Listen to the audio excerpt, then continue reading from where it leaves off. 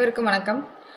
சிவகங்கை மாவட்டம் திருப்போணம் காவல் நிலையத்தில் கடந்த ஜூன் 29 அஜித்குமார்ன்றவரோட காவல் நிலைய மரணத்தை பற்றி கடந்த பதிவில் நம்ம பார்த்துருந்தோம். அதோட அடுத்த கட்ட அப்டேட்டாக மதுரை ஹைகோர்ட்டில் ஜஸ்டிஸ் எஸ்.எம். சுப்பிரமணியன் சில கேள்விகளை எழுப்பியிருக்காரு. அந்த கேள்விகளுக்கு தமிழ்நாடு அரசு சார்பில் என்ன பதில் சொல்லியிருக்காங்க அப்படின்றத பற்றி தான் இந்த காணொலியில் நம்ம விரிவாக பார்க்க போகிறோம்.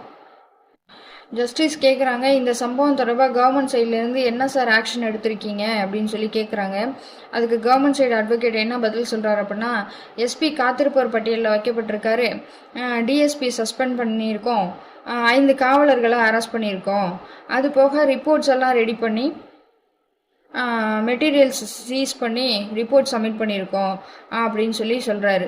உடனே ஜஸ்டிஸ் ரிப்போர்ட்ஸ் எல்லாம் படித்து பார்த்துட்டு, என்ன சார் ரிப்போர்ட் பண்ணியிருக்கீங்க, சீஸ்டு மெட்டீரியலில் வெறும் பிளாஸ்டிக் பைப்பு எலக்ட்ரிக் பைப்புன்னு போட்டிருக்கீங்க, வெறும் பிளாஸ்டிக் பைப்பு வச்சு அடித்து தான் அந்த பையனுக்கு இவ்வளோ காயங்கள் ஏற்பட்டிருக்கா, அதனால தான் அந்த பையன் இறந்து போயிருக்கானா அப்படின்னு சொல்லி கேட்குறாங்க.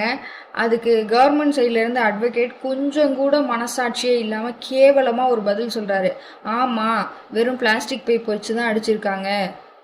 1லேருந்து போஸ்ட்மார்ட்டம் ரிப்போர்ட்டில் 1லேருந்து 44 வரைக்கும் இருக்கிற காயங்கள் எல்லாமே வெறும் சிராய்ப்பு காயங்கள் தான் அப்படின்னு சொல்கிறாரு. வெறும் சிராய்ப்பு காயங்களில் தான் ஒரு பையன் இறந்து போயிட்டானா? நம்மளுக்கு தோணுதா? அந்த கேள்வி கேட்கணும். வெறும் சிராய்ப்பு காயங்கள், அது போக மற்றது எல்லாமே கன்றி போன காயங்களும் உள்காயங்களாகவும் தான் இருந்தது அப்படின்னு சொல்லி கொஞ்சம் கூட மனசாட்சியே இல்லாமல் தமிழக அரசு சார்பில் இருந்து பதில் வருது. என்ன ஒரு லெத்தாஜிக்கான பதில் இது! இதே மாதிரி தான் 2 நாளைக்கு முன்னாடி டிஜிபி சங்கர் ஒரு அறிக்கை கொடுக்குறாரு. என்ன அப்படின்னா, அங்கீகரிக்கப்படாத தனிப்படைகள் அனைத்தும் கலைக்கப்படுகிறதுன்னு ஒரு அறிக்கை கொடுக்குறாரு. அப்போது தமிழ்நாட்டில் அங்கீகரிக்கப்பட்ட தனிப்படைன்னு ஒன்று இருக்குது, அங்கீகரிக்கப்படாத தனிப்படைன்னு ஒன்று இருக்கா? அங்கீகரிக்கப்படாத தனிப்படை இருக்குன்னு சொல்கிறாங்கல்ல, அதுக்கு யார் தலைமை, யாரோட ஆர்டரின் பேரில் அவங்க போய் ஆக்ஷன் எடுக்கிறாங்க?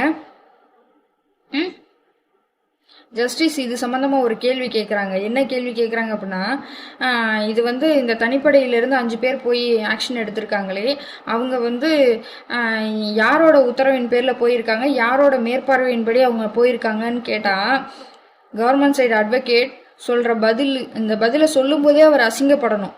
என்ன அப்படின்னா, சோஷியல் மீடியாவில் பார்த்தாங்களாம், யார்? இந்த 5 காவலர்களும் சோஷியல் மீடியாவில் பார்த்துட்டு அவங்களா போய் ஆக்ஷன் எடுத்துட்டாங்க, யாருமே அவங்களுக்கு ஆர்டர் போடலை அப்படின்னு சொல்கிறாங்க.